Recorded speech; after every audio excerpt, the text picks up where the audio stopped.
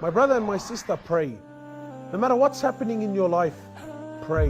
No matter what sin you're committing and how much of it you're committing, pray. No excuses. Sister tells me, brother, I don't wear hijab.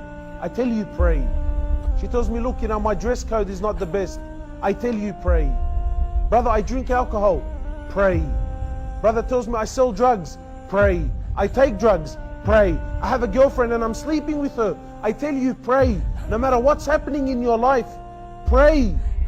But brother, how can I be committing all of these sins and pray? That's disrespectful, or that makes me a hypocrite. I tell you, no. That's why we pray. Because we're not perfect. We're sinners. We do wrong. Pray. Allah says the prayer will take you away from sin. Pray. Sometimes people say, look, let me straighten my life out and inshallah I'm going to start praying. Habibi, you will never straighten anything out if you don't pray. That's why you pray, to straighten your life out. Nothing, my brothers and sisters, let no man get between you and Allah. Pray. No matter what's happening in your life, pray. No matter where you are, pray.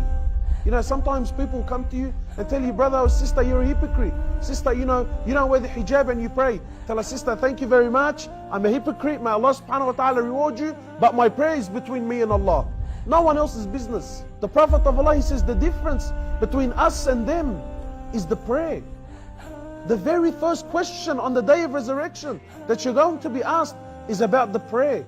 If you pass, then everything after that's going to be easy. But if you fail that, then everything after that is just going to get worse. So pray. Pray, my brothers, you will earn Allah's love. Pray and you will earn His mercy and His forgiveness. Imagine your friend is Allah.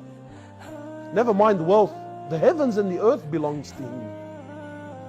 You become an unstoppable force when Allah is on your side. So please, my brothers and sisters, no matter what's happening in your life, pray. Don't let anyone turn you away from Allah. When your forehead is on the floor, that's the closest you will ever be to Allah. Cry to Him, beg to Him, ask Allah for direction, and you will see happiness through prayer. We ask Allah subhanahu wa ta'ala to make us of those who establish their prayer and never leave it, no matter what. Assalamu alaikum.